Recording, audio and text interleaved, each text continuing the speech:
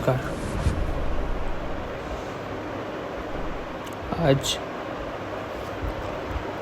एक ऐसे मुद्दे पे हम चर्चा करने जा रहे हैं जो इस सृष्टि पे जीवित हर एक मनुष्य, हर एक प्राणी, हर एक जीव उससे ये संलग्न है, उनसे ये संवाद करता है।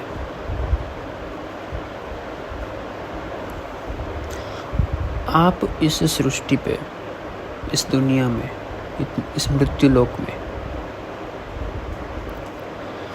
इसीलिए आए हो क्योंकि कहीं ना कहीं आप में कोई संकल्प बीज है, आप में कोई वासना, कोई कामना, कोई इच्छा, कोई संकल्प, उसका बीज अभी भी बोया हुआ है। अभी भी आप संतुष्ट नहीं है जो है आपके पास, अभी भी आप पूर्ण नहीं है जो है आपके पास उससे। इसीलिए ये पुनरपि जन्मम पुनरपि मरणम, ये धक्के जो है वो आपके इसलिए हो रहे हैं। और जब तक संकल्प का बीज आपके अंदर जीवित है, तब तक आपका अहंकार आपके अंदर जीवित है। किसी भी चीज़ का, किसी भी वस्तु का, किसी भी घटना का, किसी भी अवस्था का संकल्प करने का मतलब ये है कि आप कहीं ना कहीं सूक्ष्म रूप से थोड़े थोड़े अहंकारी हो, क्योंकि संकल्प करना अहंकारी का एक लक्षण है। अगर आप मोक्ष प्राप्ति का भी तो संकल्प करते हो तो आप थोड़े थोड़े तो अहंकारी हो। फर्क सिर्फ इतना है कि आपका अहंकार थोड़ा सात्विक है। अगर कोई माया की कामना करता है तो उसका अहंकार थोड़ा राजसिक है। अगर कोई किसी को हानि पहुंचाने की कामना करता है तो उसका अहंकार थोड़ा तामसिक है, लेकिन अहंकार है। और जब तक अहंकार है तब तक मुक्ति नहीं है। आज मैं कुछ ऐसी बातों की चर्चा करने जा रहा हूँ, कोई ऐसे व्यक्ति की चर्चा करने जा रहा हूँ जो अहंकार की चरम सीमा पे बैठा है। तुम्हारी दिक्कत यह है कि तुम अहंकारी बने तो ठीक, लेकिन वो भी ढंग से नहीं बने। तुम पापी बने तो ठीक, लेकिन वो भी ढंग से नहीं बने। अगर ढंग से पापी भी बन जाते तो तुम्हारा ईश्वर तुम्हें मिल जाता। अगर ठीक ठीक अहंकारी बन जाते तो भी ईश्वर प्रकट हो जाता। अगर ठीक ठीक तामसिक बन जाते तो भी ईश्वर तुम्हें मारने को आ जाता। तुम तो वो भी नहीं बने, तुम तो बीच में फंस गए। तुम ना तो संपूर्ण सात्विक बन सके, ना तो संपूर्ण तामसिक बन सके। इसलिए ईश्वर ने भी तुम्हें छोड़ दिया, क्योंकि उसको भी पता चल गया कि इसका कोई डायरेक्शन, इसकी कोई दिशा नहीं है, दिशा विहीन है। जितना भक्ति करके, प्रेम करके ईश्वर को पाया जा सकता है, उतना ही नफरत करके भी उसको पाया जा सकता है। लेकिन ये आयाम को किसी ने आज तक छुआ ही नहीं। ऐसा क्यों नहीं हो सकता कि तुम्हारे मृत्यु के वक्त तुम्हारे मृत्यु का कारण, तुम्हारे हनन का कारण, तुम्हारी पीड़ा का कारण ईश्वर बने? आज मैं जिसके बारे में बात करने जा रहा हूँ वो ऐसा व्यक्ति है जो अहंकार की चरम सीमा पे है। वो जीवन भी अगर चयन करता है तो अपने ढंग का चयन करता है, और वो मृत्यु भी चयन करता है तो अपने ढंग का चयन करता है। वो कहता है कि जीऊंगा तो भी मेरे हिसाब से, और मरूंगा भी तो ऐसे वैसे कोई 2 कौड़ी के इंसान के हाथों नहीं, लेकिन परब्रह्म के हाथों मरूंगा। जीना तो ठीक चलो तुम्हारे हाथ में नहीं है, जन्म लेना तो ठीक चलो तुम्हारे हाथ में नहीं है, लेकिन कम से कम मरने की कला तो सीख लो। कम से कम ये तो सीख लो कि तुम्हें किन के हाथों मरना है। कम से कम ये तो सीख लो कि तुम्हारा अगर अहंकार कोई ध्वस्त करे तो वो कौन करे? वो कोई 2 कौड़ी का इंसान, या फिर कोई समर्थ गुरु, या फिर कोई समर्थ ईश्वर, या फिर कोई परब्रह्म तत्व। तुम सजा भी पाना चाहो तो किन से पाना चाहते हो? ये भी तो एक चयन का विषय है। आज मैं जिनके बारे में बात करने जा रहा हूं वो एक ऐसा व्यक्ति है जिसने आज तक कभी ऐसी वैसी चीजों में हाथ ही नहीं डाला। ये व्यक्ति ने भक्ति की पूरी परिभाषा ही बदल दी। इनके जैसा विरला ना ही दुनिया में कोई होगा, ना कोई हुआ है, ना कोई होगा। नरसी, मीरा, रामकृष्ण परमहंस, गंगा सती, संत तुकाराम, कई सारे भक्त हो गए, लेकिन ये सब भक्तों की भक्ति में एक कॉमन बात थी, एक मूल रूप में एक बात जो अवस्थित थी वो थी उसकी याचना, उसका दर्द, उसकी पीड़ा, उसकी करुणा। लेकिन भक्ति का एक दूसरा डायमेंशन है, भक्ति का एक दूसरी दिशा है, भक्ति की एक दूसरी अवस्था है, और वो है अहंकार की अवस्था। मेरा बोलना शायद आपको ताज्जुब लगे, शायद ये पहली बार में आपको पचने में थोड़ा भारी लगे, लेकिन इस दुनिया में ऐसे भी समर्थ भक्त हुए हैं जो अहंकारी थे, जो अहंकार की चरम सीमा पे बैठे थे, और फिर भी उसने अपने इष्ट को सामने आने पे मजबूर किया। हालांकि ये बात भी सही है कि अंत में उसका अहंकार चकनाचूर हुआ, लेकिन एक बात तो है कि उसने इष्ट को सामने आने पे मजबूर कर दिया। वो असुर योनि में, राक्षस योनि में होकर भी इतने सक्षम थे कि वो अपनी तमस वृत्ति से अपने इष्ट को प्रकट कर सकते थे। आप मनुष्य योनि में होकर भी इतने सक्षम नहीं हो कि आप कोई ग्राम देवता को या छोटी मोटी यक्ष यक्षिणियों को भी प्रकट कर सको। ये एक सोचने का विषय है कि आप किस दिशा में फंसे हो, आप कहाँ जा रहे हो, आप कहाँ रुके हो, ये कौन सी विधि विधान में, ये कौन सी क्रियाओं में फंस गए, कौन से तत्व को समझना आप चूक गए। ऐसी कौन सी घटना घटी आपके साथ कि आप पूरे बहक गए। जन्म के साथ आपका पहला संस्कार ही गलत हो गया, अंतिम संस्कार तो गलत होना ही था। ऐसी कौन सी घटना घटी आपकी जिंदगी में कि आप अपने इष्ट को साधने की पूरी प्रक्रिया ही चूक गए।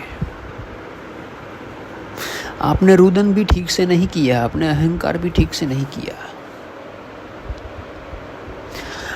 आपने आर्तनाद भी ठीक से नहीं किया, आपने अट्टहास्य भी ठीक से नहीं किया। अट्टहास्य भी अगर ठीक से कर लेते तो ईश्वर प्रकट हो जाता आपका शीश वध करने के लिए। कुछ ना बनो तो कम से कम डंका शिशुपाल तो बन लो, कि कृष्ण जैसे व्यक्ति को प्रकट होना पड़े आपका शीर का वध करने के लिए। आप बीच रास्ते पे मर रहे हो, ट्रक के नीचे आके, आप किसी रोग से ग्रस्त होके मर रहे हो, आप किसी पीड़ा में, किसी संताप में मर रहे हो, आप अपनी वृद्धावस्था से मर रहे हो। जिंदगी तो ठीक चलो आपके हाथ में नहीं थी, लेकिन मृत्यु भी आपके हाथ में आपने नहीं रखा। आपके जैसी दयनीय स्थिति और किसी की हो ही नहीं सकती।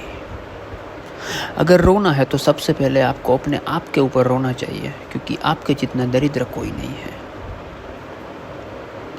रावण जैसा राजा, रावण जैसा विरला, रावण जैसी ऊर्जा सदियों में एक बार होती है।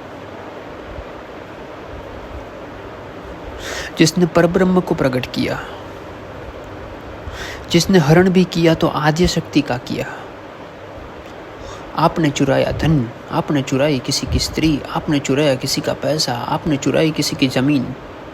चुराओ भी तो आद्य शक्ति को चुराओ, पूजन करो भी तो आद्य शक्ति का करो।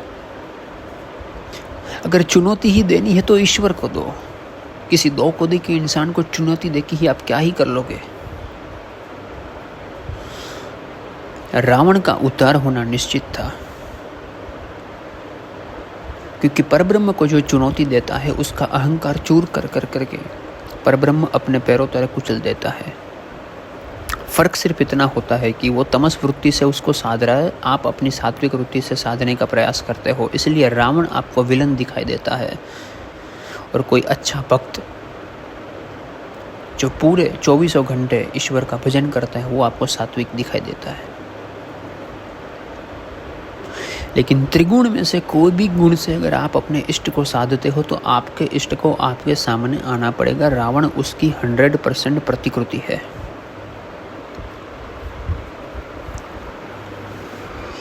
मैं आज आपसे जो बात करने जा रहा हूं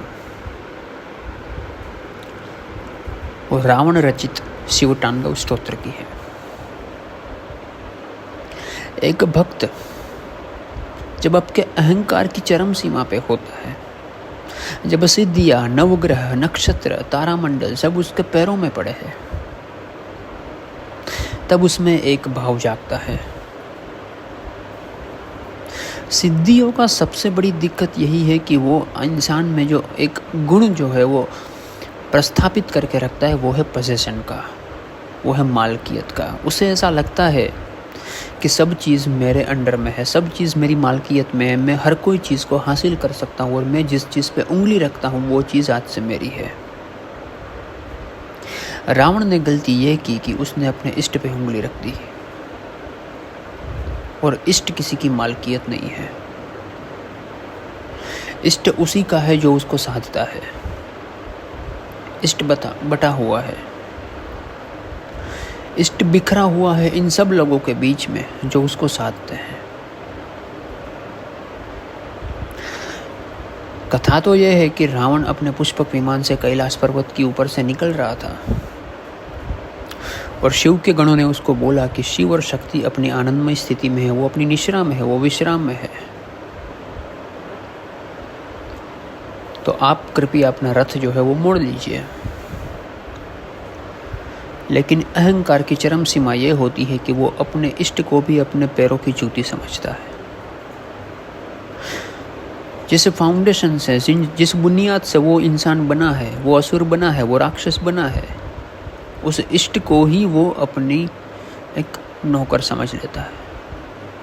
रावण ने भी वही चेष्टा की, आप भी वही कर रहे हो।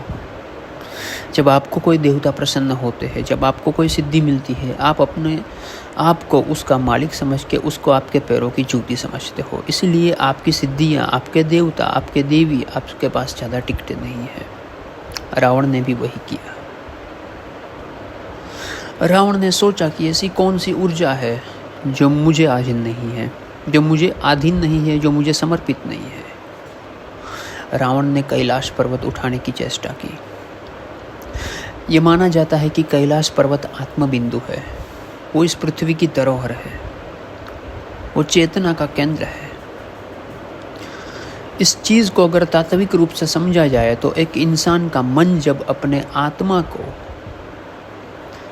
मूल रूप से उत्थान करने का प्रयत्न करता है अपनी तमस वृत्ति से, तब उसका शिव जागृत होता है, लेकिन वो रौद्र रूप से जागृत होता है।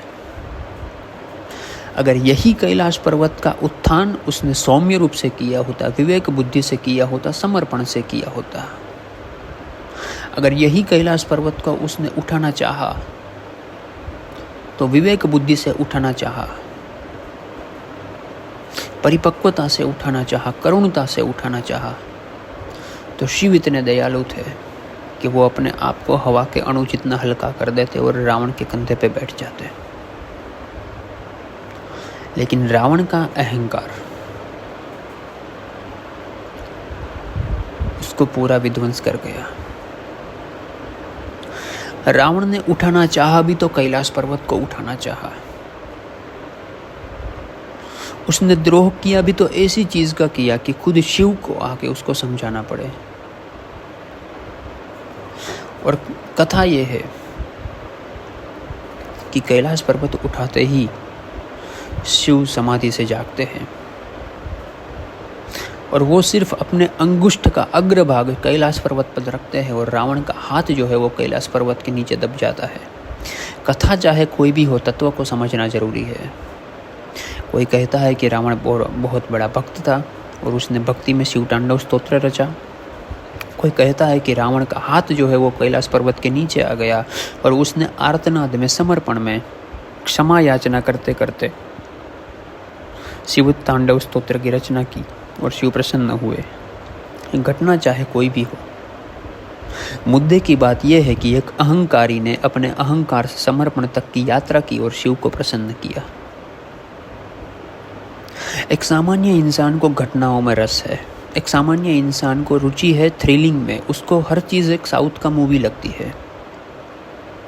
एक सामान्य इंसान की चेतना इतनी ही है जितनी नेटफ्लिक्स पे और यूट्यूब पे दिखाई जाती है। उसको लगता है कि उसका हनुमान, उसका रावण, उसका राम कोई साउथ की मूवी का हीरो था। लेकिन ये चेतना इतनी ऊपर की है कि उसको समझने के लिए उसके जितनी परिपक्वता चाहिए, वो डायमेंशन में आपकी एनर्जी एंटर करनी चाहिए, तब जाके आप रावण की भक्ति को, रावण के समर्पण को, रावण के सक्षमता को समझ सकते हो। जिसने 9 ग्रहों को और 27 नक्षत्र को अपने घर पे बिठा लिया था कि तुम वही करोगे जो मैं चाहूँगा, मेरे और मेरे परिवार की कुंडली में तुम वही फल दोगे जो मैं चाहूँगा। ये कोई ऐसा वैसा व्यक्ति नहीं है।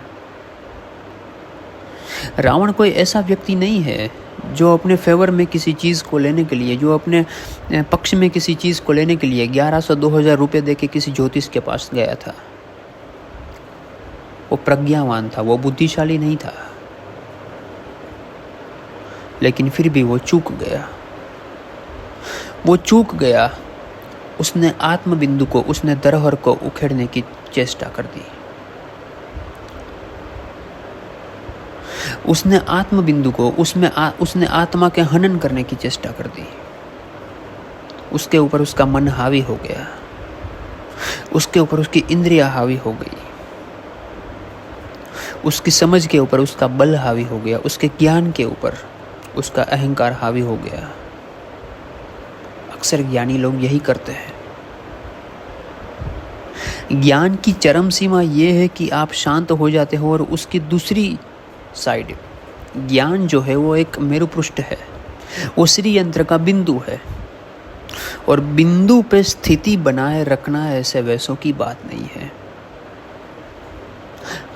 आप जब भूतल पे हो तब बैठना आसान है, लेकिन पर्वत की चोटी पे बैठना आपको बैलेंसिंग करना पड़ेगा, आपको स्थिति बनानी पड़ेगी, आपको अंदर का विष्णु को जागृत करना पड़ेगा। जब तक स्थिति क्रम नहीं बनेगा आप गिर जाओगे। और वो पर्वत की चोटी के इस पार समर्पण है और उस पार अहंकार है। रावण उस पार गिर गया अहंकार में। उसने शिव का पैर पकड़ के अगर बोला होता कि शिव जी मेरा रथ निकल रहा है इधर से, कृपया आप मुझे आज्ञा दें यहाँ से निकलने की, मैं आपके दर्शन करके निकलना चाहता हूँ, शिव जी प्रसन्न हो जाते। रावण जैसा भक्त था, उसने कैलाश पर्वत को हटाना चाहा, वहीं पे उसने गलती की। और माना जाता है कि शिव ने सिर्फ अपने अंगुष्ठ के अग्रभाग को कैलाश पर्वत के ऊपर रख के रावण का हाथ जो है वो पूरा दबोच लिया और रावण के हाथ में 14 दिन तक वो पीड़ा रही। पीड़ा एक सभानता है, पीड़ा एक साक्षात्कार है। पीड़ा से आर्तनाद निकलता है और आर्तनाद जो है वो आपके अहंकार को गला देता है। इसीलिए रावण से कई गुना श्रेष्ठ जो है वो नरसिंह, मीरा और गंगा सती या फिर रामकृष्ण परमहंस है, क्योंकि वो लोगों ने अहंकार से पर होकर आर्तनाद को साध लिया था। रावण को वो आर्तना तक पहुंचने के लिए कुछ टाइम लगा, कुछ वक्त लगा, लेकिन मैंने पहले ही उसी बात का चयन इसलिए किया कि अगर आप अहंकारी हो ही, अगर आप नरसिंह नहीं बन सकते, आप मीरा नहीं बन सकते, ठीक है मान लिया, आप संसारी हो, आप मायावी हो, तो कम से कम रावण तो ढंग का बनो। अहंकार की उस चरम सीमा पे तो पढ़ो, अहंकार की उस चरम सीमा पे तो पहुंचो कि ईश्वर को ही आना पड़े आपको ध्वस्त करने के लिए। मरना ही है तो कम से कम ईश्वर के हाथों मरो, कैंसर से क्यों मरते हो?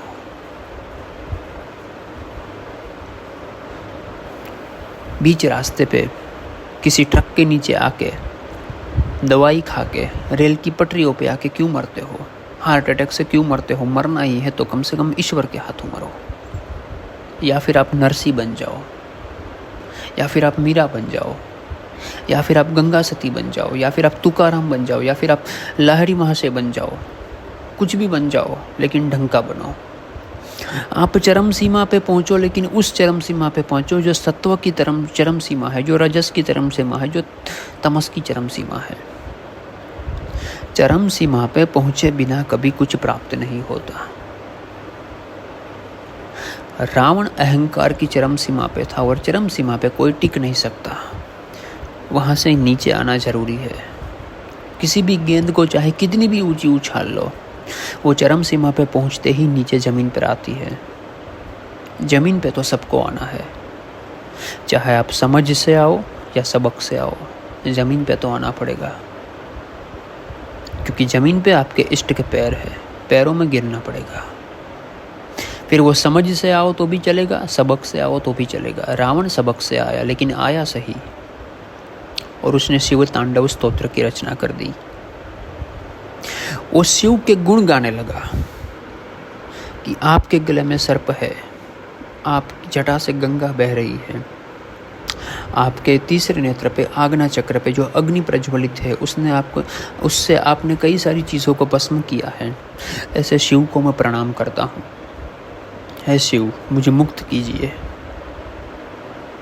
14 दिन की ये यातना और एक छंदबद्ध शिव तांडव स्तोत्र की रचना रावण ने कर दी और दुनिया को भेंट दे दी। हमने वो भी नहीं किया।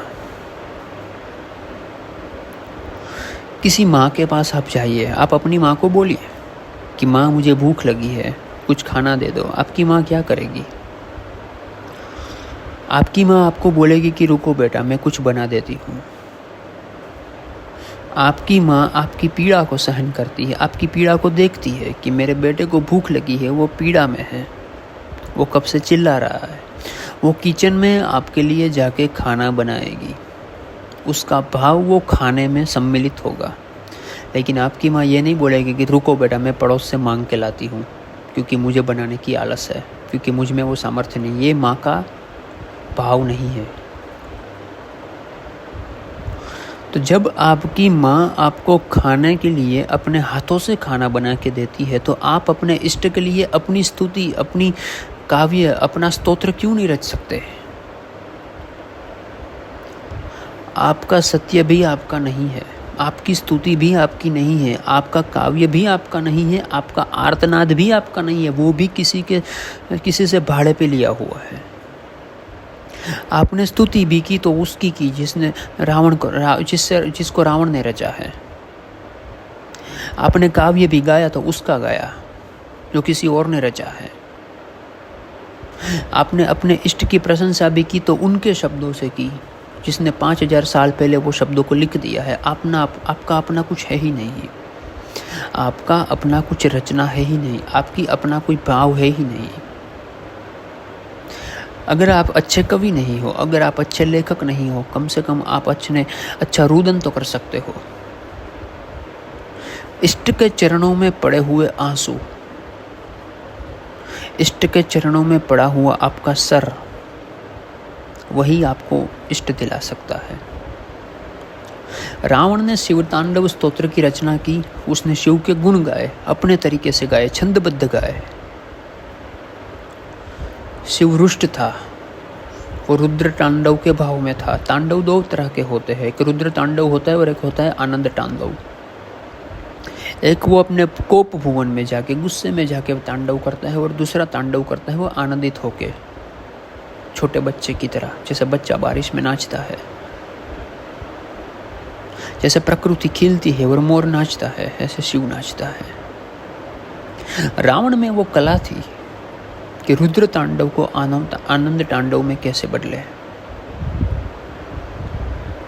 रावण का आर्तनाद, रावण की पीड़ा उसके समर्पण में परिवर्तित हो गई।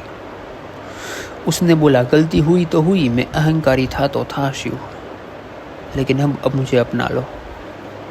आप कृपा के सागर हो, आप त्रिगुणात्मक हो, आपने त्रिगुण से ऊपर उठ के कई सारे असुरों का वध किया है, आपने इस सृष्टि को चेतना दी है, आप विध्वंस करता हो, आप ही जन्मदाता हो, आप ही अपने सदाशिव स्वरूप में पूर्ण ब्रह्म हो, आप मुझे माफ़ करिए। और शिव प्रसन्न हुए।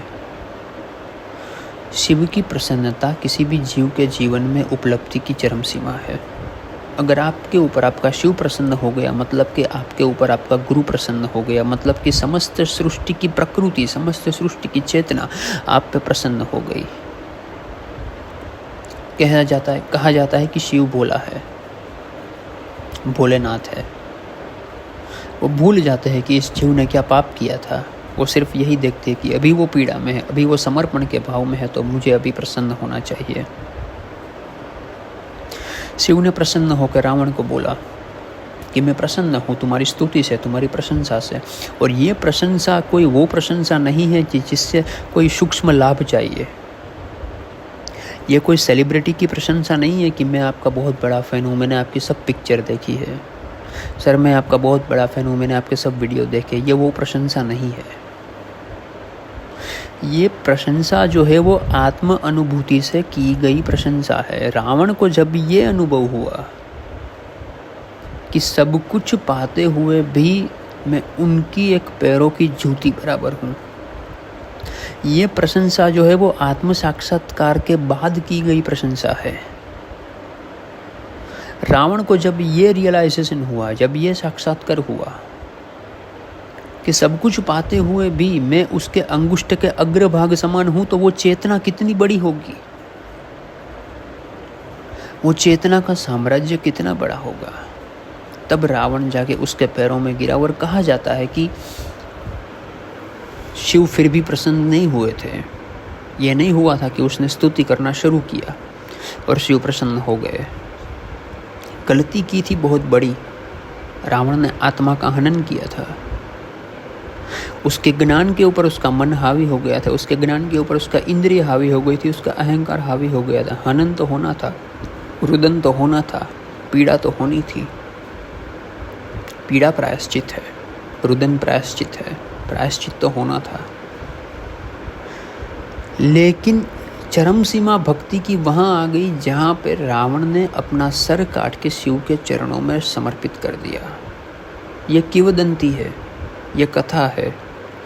पुराणों में, शास्त्रों में अलग अलग जगह पे अलग अलग बातें लिखी है, लेकिन ये मैं मानता हूँ कि रावण ने अपना सिर का छेद किया होगा,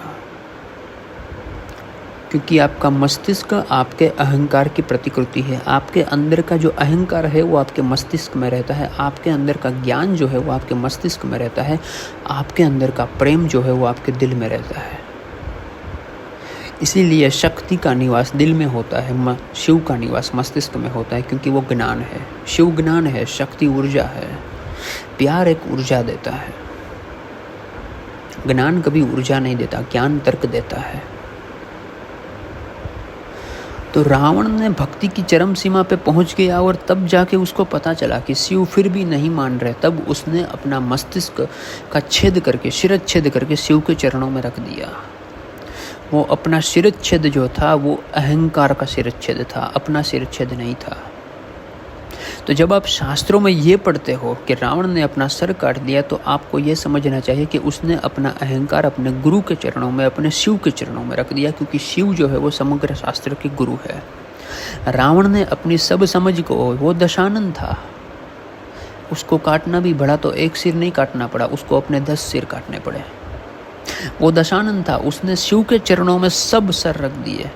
कि मेरा क्रोध, मेरी ग्लानि, मेरा अहंकार, मेरी ईर्ष्या, मेरी निंदा, मेरा सामर्थ्य, मेरा ज्ञान, मेरी सिद्धियाँ, सब कुछ शिव आपके चरणों में। आपसे बड़ा मैं नहीं हूँ, आप मेरे से बड़े हो। मेरी समग्र सिद्धियाँ, मेरा जीवन का पूरा निचोड़ जो है वो आपके अंगुष्ठ के अग्रभाग के समान है। अब आप बोलिए मैं क्या करूँ। तब जाके शिव ने रावण को मुक्त किया है।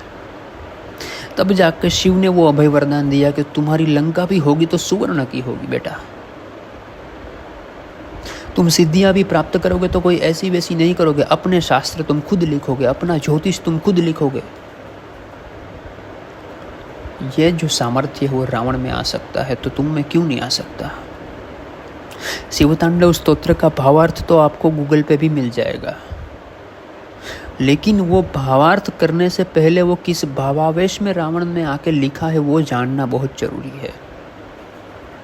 आप साधक हो, आपको सिद्धियाँ मिलेगी, लेकिन आप में वो परिपक्वता चाहिए कि कहीं ये ना हो जाए कि आप अपने इष्ट को ही अपने पैरों की जूती समझने लगो। आप अपने सिद्धियों को ही, जिसको आपने जीवन भर साधा है उसका ही आप गलत इस्तेमाल करो, जिसको आपने जीवन भर साधा है उसको ही आप यूज़ करो, तो फिर आप विवेक चूक गए, तो फिर आपका शिव आपको सजा देगा। शिवतांडव स्तोत्र एक बहुत ही गहन और सोचने लायक बात है, वो तात्विक रूप से समझने की बात है। ऐसे कई बार गाओ आप। शिव ने खुद ने कहा अपने मुख से कि युगों युगों तक तुमने जो काव्य रचा है रावण, वो प्रचलित रहेगा और हर कोई आदमी, हर कोई इंसान इसका पठन करेगा तो उसके सब पाप दूर होंगे। लेकिन मैं आपसे विनती करता हूँ कि आप ज्ञान की और समर्पण की उस चरम सीमा पे पहुँचे कि आपके शिव के लिए आपका अपना काव्य हो, आपकी अपनी स्तुति हो, आपका अपना स्तोत्र हो, आपका अपना रुदन हो। अगर कुछ भी ना कर सको तो शिव के चरणों में आपके अपने आंसू बहा दो। कम से कम आंसू तो आपके अपने होने चाहिए। शिव जागृत होगा, सुवर्ण की लंका देगा। फिर वो आपके ऊपर है कि आपको किसी आद्य शक्ति के चरणों में गिरना है या उसका हरण करके किसी के हाथों मरना है। अस्तु।